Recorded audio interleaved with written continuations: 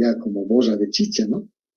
Y sacan una muestra y me muestran, pues, ¿qué pasa pues con ustedes? Ustedes no están usando aceite, están poniendo otra cosa aquí al aceite, ¿no? Entonces me dicen, aquí nosotros no vamos a reconocer la garantía porque ustedes han hecho un mal mantenimiento.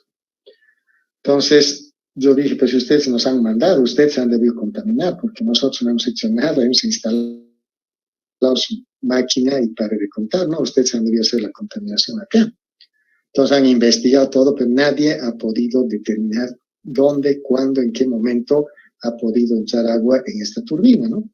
Entonces, ¿qué han hecho ellos? Han tenido que desarmar toda la máquina, han tenido que cambiar todos los rodamientos y prácticamente armar de nuevo la turbina, y hemos tenido que compartir costos, ¿no es cierto? Ya no hemos pagado todos nosotros, tampoco ellos, entonces hemos compartido costos de reparación de esa máquina, ¿no? Y hasta el día de hoy nadie sabe cómo se ha contaminado, ¿no? Pero esa es una muestra de que agua en el lubricante pues cambia totalmente las propiedades, ¿no? Y si es una gran cantidad, peor todavía, ¿no? Lo que ustedes han dicho produce, bueno, corrosión y obviamente ya no es un líquido que va a ir lubricando, ¿no es cierto? Entonces, este análisis de lubricantes en máquinas críticas es obligatorio hacer, ¿no? Hay que hacer de vez en cuando, cada 6 meses, cada año, no sé, hay que darle una frecuencia para poder hacer ese análisis de lubricantes, ¿no? Entonces, este método, ¿no?, va a hacer que haya una reducción de costos operativos, ¿no? Y va a haber un incremento de vida útil de los componentes internos de esta máquina, ¿no? Y vamos a evitar, a través de estos análisis, la condición de la máquina y vamos a tener un mínimo desgaste y un aprovechamiento del lubricante utilizado, ¿no? Entonces, bueno, hacer esta técnica de análisis de lubricantes que está como mantenimiento predictivo. Entonces, en cada muestra que nosotros enviamos al laboratorio, ¿qué van a analizar? Van a analizar elementos de desgaste: hierro, cromo, molibdeno, cobre, estaño, plomo, ¿no? Son esos elementos que van detectando en el aceite. Conteo de partículas, ¿no? Y determinación de la limpieza de fesografía, ¿no? Van a encontrar contaminantes, ¿no?, en un cierto porcentaje de silicio, sodio, agua, combustible, hollín, o signos de oxidación, nitración, sulfatos, nitratos, etcétera, ¿no? Entonces, imagínense, con un buen análisis de combustible, de lubricante, vamos a determinar todas estas cosas, ¿no? Vamos a determinar qué aditivos y qué condiciones de lubricante están expuestas en la muestra, ¿no? Qué cantidad de magnesio, de calcio, de zinc, de fósforo, de boro, de azufre, y vamos a tener en cuenta también la viscosidad, ¿no es cierto? Vamos a tener gráficos de un historial para la evaluación de las tendencias a lo largo del tiempo. Entonces, generalmente, estas empresas o estos laboratorios, ¿no?, que hacen el análisis de lubricantes tienen un costo, obviamente, no es barato, es un costo significativo. Te van a dar un informe, ¿no?, completo, depende del laboratorio, otros no te dan nada, ¿no? Que te dicen, aquí son los resultados y tú tienes que interpretar el resultado, ¿no? Y si no sabes, pues vas a estar en problemas, ¿no? Pero la mayoría te dan así como nos dan el análisis de laboratorio a nosotros cuando vamos a los laboratorios clínicos, ¿no es cierto? El resultado, algunos te dicen, esto es su análisis, otros te dan, ¿no?, como resumen, usted tiene tal cosa, ¿no? Entonces te dan. Igual en este análisis de lubricantes te van a dar las causas y los problemas que tiene tu máquina, ¿no?, con esa contaminación. Entonces es interesante también ver qué laboratorios trabajan de esa manera y obviamente debería estar incluido dentro del contrato, ¿no?, del análisis de aceite. Entonces, este tema es importante, ¿no? Y esto no es que es algo antiguo, sino que sigue siendo vigente el análisis de lubricantes, ¿ya?, para determinar desgaste de las máquinas. Muy bien. Otra técnica del mantenimiento predictivo es el análisis por ultrasonido, ¿ya? el sonido, ¿no?, cuya frecuencia está por encima del rango de captación del oído humano, entre 20 a 20.000 Hz, ¿no?, se considera ya un ultrasonido, ¿no? Entonces, casi todas las fricciones mecánicas, o sea, rozamientos mecánicos, arcos eléctricos, fugas de presión, ¿no?, de cualquier líquido, de cualquier gas, o vacío, producen sonido de ultrasonido, un ultrasonido en un rango aproximado a los 40.000 Hz, ¿no? Frecuencia con características muy aprovechables en el mantenimiento predictivo, ¿no? Por eso es ultrasonido, análisis de ultrasonido, ¿no? Entonces, estas ondas auditivas o sonoras son de corta longitud, ¿no?, atenuándose rápidamente sin producir rebotes, ¿no?, porque son ultrasonido. Entonces, por esta razón, el ruido ambiental, ¿no?, por más intenso que sea, no va a interferir en la detección de estas ondas de ultrasonido, ¿no? Además, la alta direccionabilidad del aparato, o sea, del ultrasonido, en 40.000 Hz, permite con cierta rapidez y precisión la ubicación de la falla, ¿no? Entonces, este es el principio de funcionamiento del ultrasonido. Entonces, ¿qué se hace? Se aplica el análisis por ultrasonido y es indispensable especialmente para la detección de fallas existentes en equipos rotantes, o sea, rotatorios, que giran a velocidades inferiores a 300 RPM, ¿no?, donde la técnica de medición de vibraciones se transforma en un procedimiento ineficiente, porque son bajas velocidades. Pero con el ultrasonido podemos determinar, ¿no?, porque va a dar sonidos, ¿no?, bajo este rango, ¿no?, de ultrasonido. De modo que la medición de ultrasonido es en ocasiones complementaria al análisis de vibraciones, ¿no? A veces van de la mano las dos. Y se utilizan eficientemente sobre equipos rotantes que giran a velocidades superiores a las 300 RPM, ¿no? Entonces tiene su rango de aplicación en el caso de vibraciones. Muy bien. Entonces, de este ultrasonido podemos hablar más todavía porque son técnicas especializadas, obviamente. Aquí solamente las estamos mencionando, no estamos entrando en detalle cómo se hace, ¿no? Generalmente este ultrasonido son equipos, ¿no?, que tienen sus audífonos, podríamos decir. Entonces el técnico se pone los audífonos en los oídos y es como una pistola que va a mandar ultrasonido o va a captar ultrasonido, especialmente en fugas, ¿no? Entonces muchas empresas utilizan esto para captar esos ruidos anormales que están haciendo las máquinas, ¿no?, y lo van a detectar, pero así con el oído humano no se detecta, obviamente. Entonces, con esas técnicas de ultrasonido se van a determinar muchas cosas, ¿no?, para identificar, ¿no?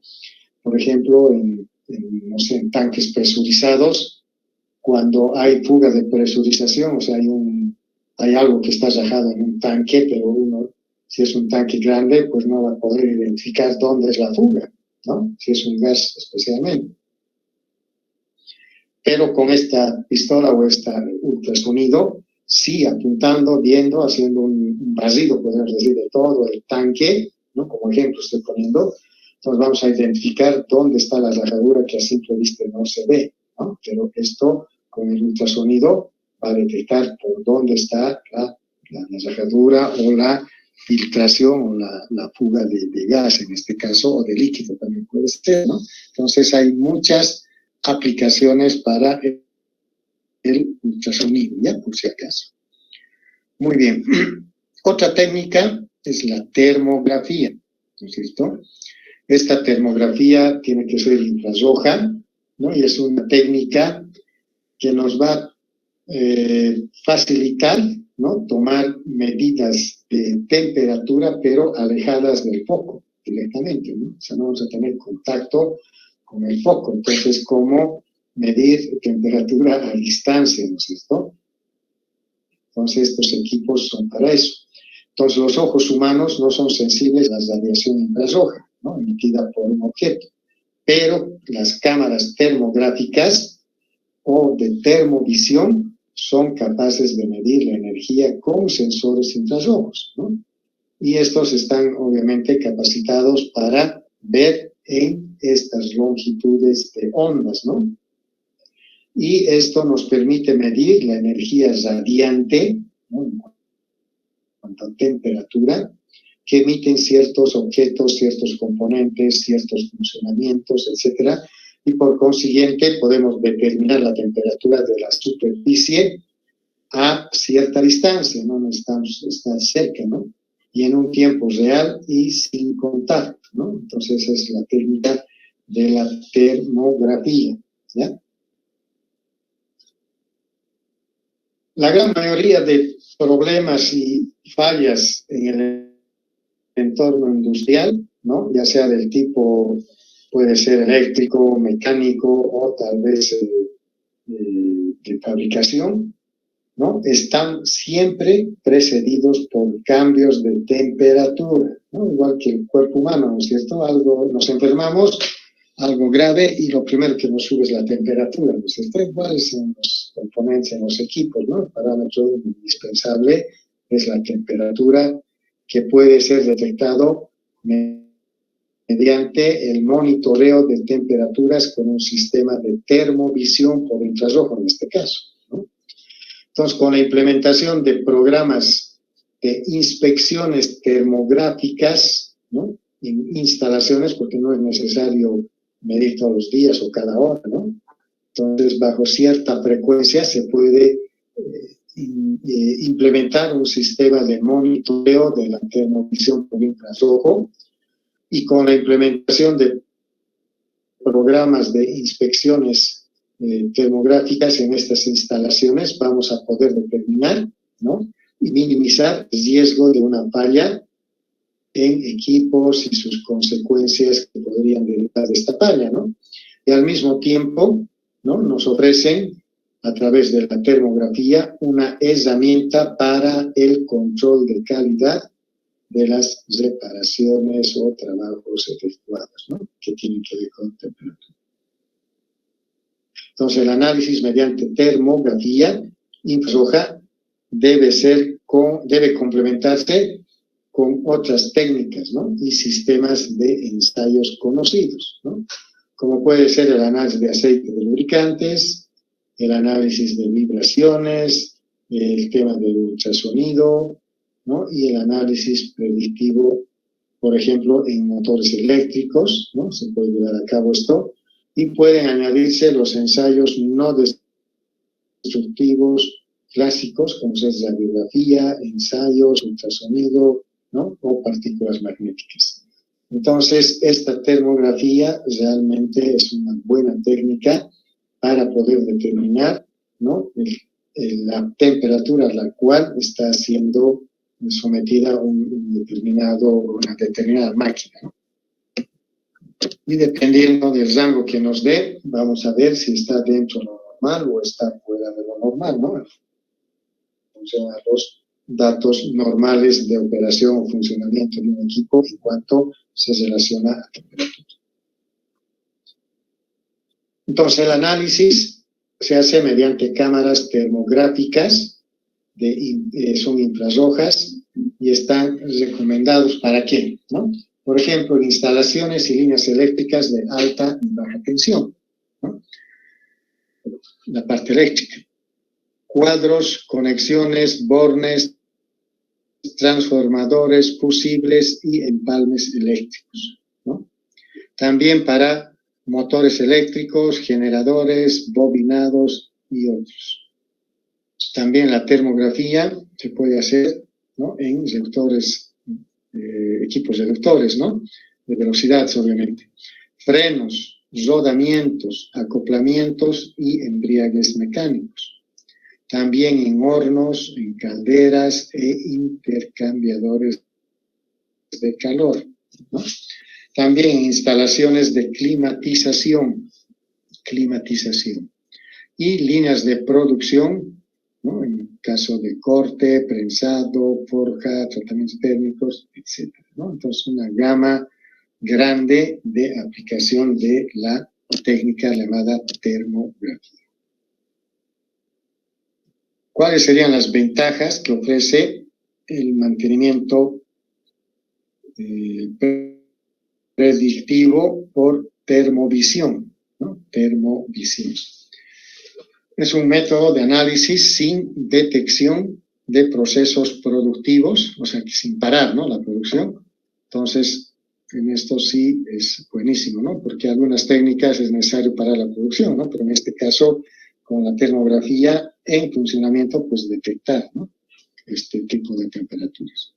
Baja peligrosidad para el operario por evitar la necesidad del contacto con el equipo, ¿no? Entonces, el riesgo, ¿no?, de peligro es mínimo.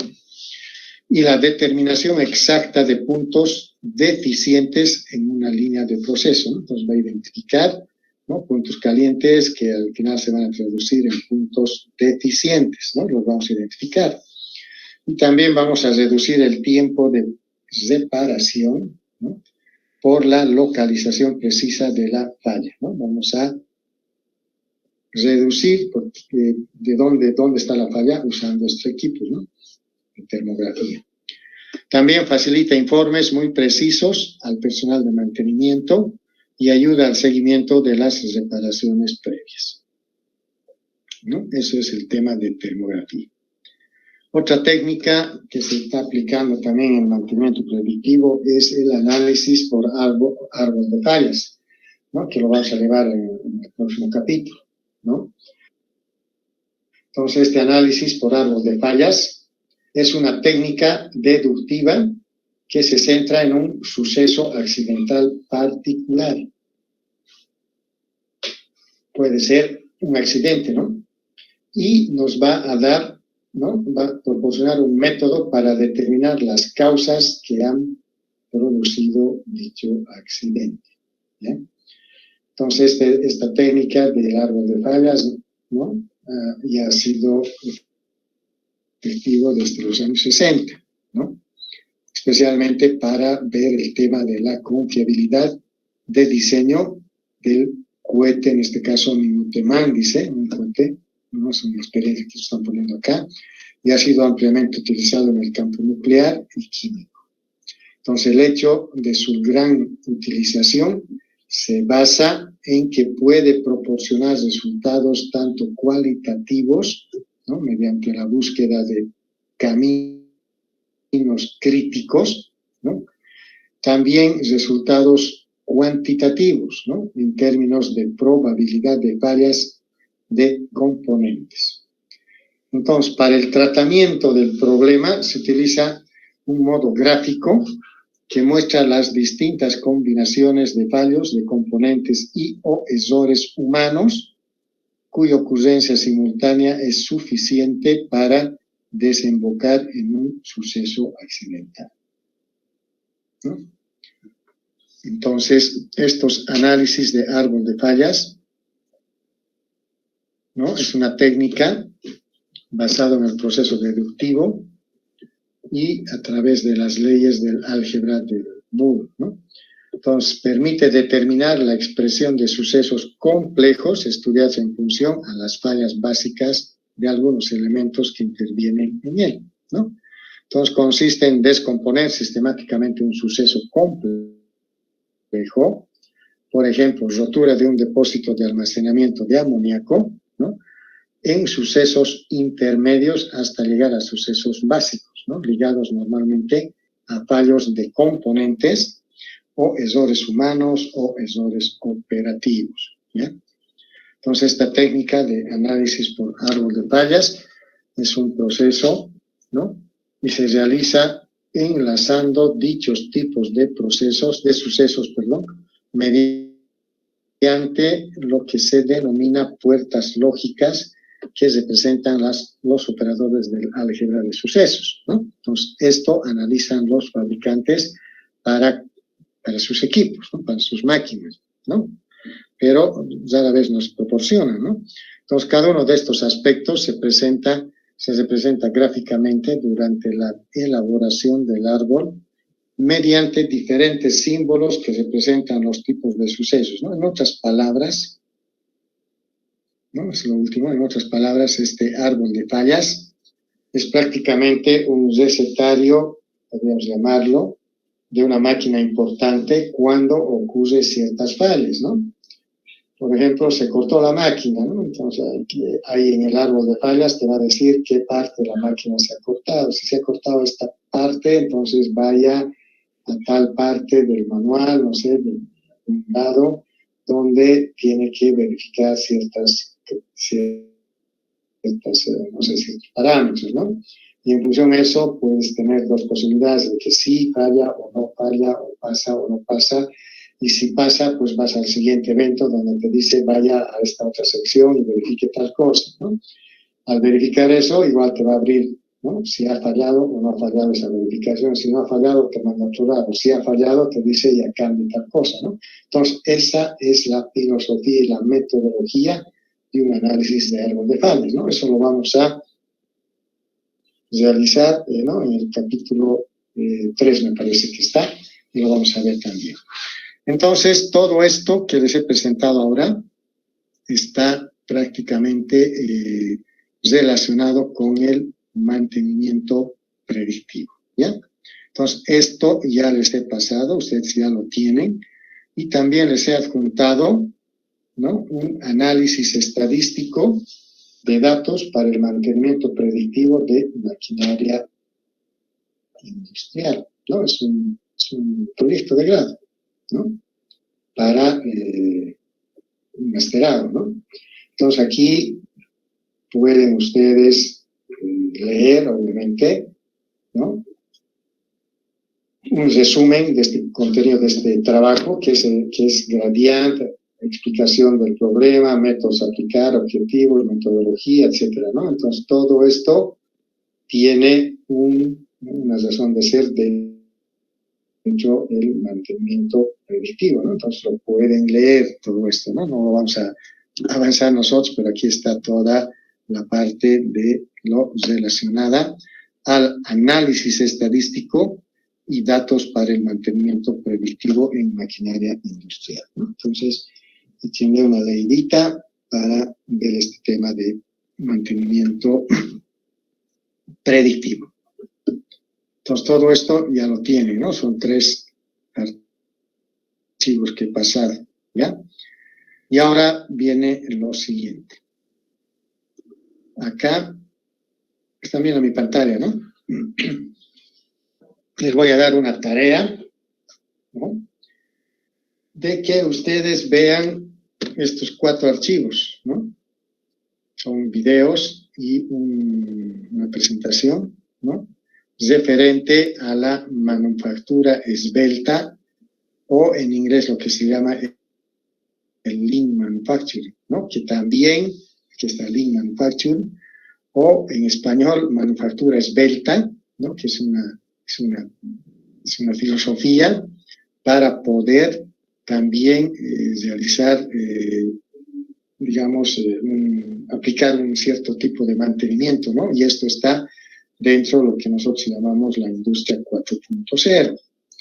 Entonces, por grupos, ustedes me van a presentar, ¿no?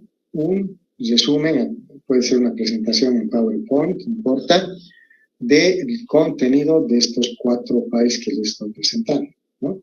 Y eso lo van a hacer para el próximo lunes, ¿ya? Para el próximo lunes. Entonces, aquí les estoy creando la tarea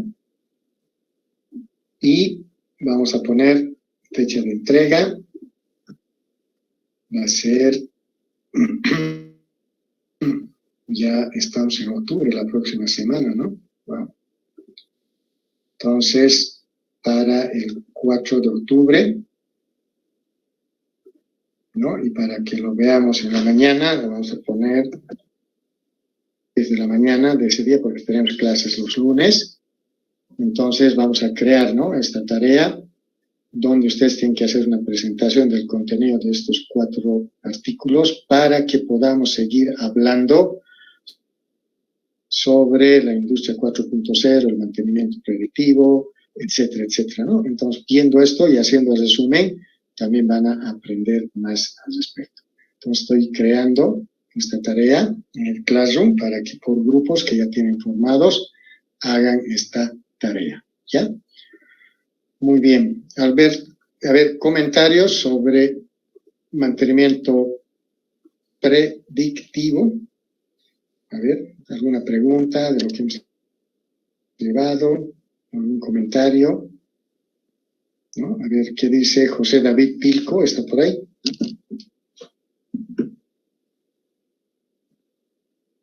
José David Pilco. Buenas tardes, sí estoy. A ver, ¿qué hemos llevado hoy día? ¿Se ha entendido? Un concepto general, creo que sí. Se entendió por ahí todo lo que explicó. ¿Más algún comentario? ¿Algún comentario? No tratar de llevar el mantenimiento colectivo a la industria boliviana, porque lamentablemente creo que siempre esperamos a que se arruine y recién hacemos el mantenimiento. Muy bien. Entonces, espero que con esto estemos motivando a la gente a integrarse, digamos, al nuevo mantenimiento de avanzada que yo llamo al mantenimiento predictivo, pero ya utilizando lo que hemos visto en el video, ¿no? La inteligencia artificial, ¿no es cierto? La inteligencia artificial y el uso de sensores, el uso de software, claro que amerita hacer un costo, una inversión, ¿no? Y estos sensores son inalámbricos y puedan mandar información directamente al fabricante para que a través de un contrato, obviamente, se los analice, se vea los resultados del monitoreo de esto, ¿no? Ahora, si ustedes pueden, obviamente, implementar sensores en máquinas críticas y además esos sensores pueden ustedes captar la información que dan, entonces no necesitarían de terceras empresas, ¿no? Lo pueden hacer ustedes mismos, pero como les digo, creo que en Bolivia todavía no está trabajando de esa manera, ¿no? En aeronáutica nosotros tenemos eso, pero tampoco dejamos que la comunicación, por ejemplo, en este caso sería de avión a tierra directamente, ¿no? Que el avión directamente mande sus datos, como hacen otras compañías grandes, ¿no? Todo lo que monitorea, por ejemplo, todas no sé, el funcionamiento y la operación de una aeronave, está siendo pasada todos los datos, en este caso almacenados en una caja, digamos, de información, y eso después se baja y se analiza, que es lo que ha pasado, ¿no? Puede ser. Pero en empresas grandes eso ya no, además de ser almacenado, ya está transfiriéndose en tiempo real, ¿no? A una base terrenal, a una base en tierra, donde están analizando cómo está el funcionamiento del avión, ¿no? Como es el caso de los motores, por ejemplo, que es el componente más crítico de los aviones, ¿no? Entonces mandan directamente toda la información a través de esas estaciones terrenas, ¿no? Pero para eso hay que invertir, ¿no es cierto? Para que el avión mande automáticamente esos datos a donde queremos que mande, ¿no? Lo mismo sucede o va a suceder con la industria acá, ¿no?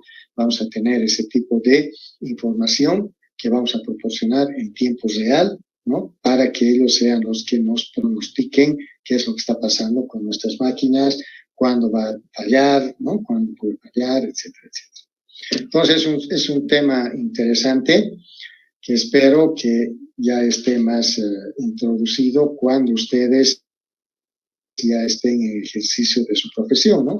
Seguramente algunos van a ir a mantenimiento, algunos no, pero los que entran a mantenimiento, ¿no? Tengan ya ese conocimiento actualizado de que existe todo este otro nivel de mantenimiento que se puede implementar en muchas empresas. Muy bien, queridos, si no hay más preguntas, aquí concluiría la clase de hoy día. ¿No? Entonces, se supone que han entendido bien y no se olviden la tarea, ¿no? Para el próximo lunes, donde vamos a seguir hablando todavía sobre este mantenimiento. ¿Ok? Muy bien, muchas gracias por su atención. Muy bien. A ver, adelante. Si hay alguna pregunta, perdón. O se han despedido. Bueno, si no hay más preguntas, nos despedimos, ¿ya? Hasta el próximo lunes. Gracias por su atención. Inge, Sí, adelante. Inge, una pregunta. Inge, ¿hasta cuándo va a subir los videos que está grabando Inge o no va a subir? No, se suben automáticamente. Puedes ver en el Classroom. No necesito Listo, subir. gracias, Inge. ¿Ya? Ok. Claro que el de hoy día, por ejemplo, va a tardar 1 hora seguramente y después recién lo va a subir, ¿no? ¿Ya? Muy bien. Entonces, hasta la próxima clase. Gracias. Hasta luego. Hasta luego, Inge. Hasta luego, ingeniero, gracias. Hasta luego. Hasta luego.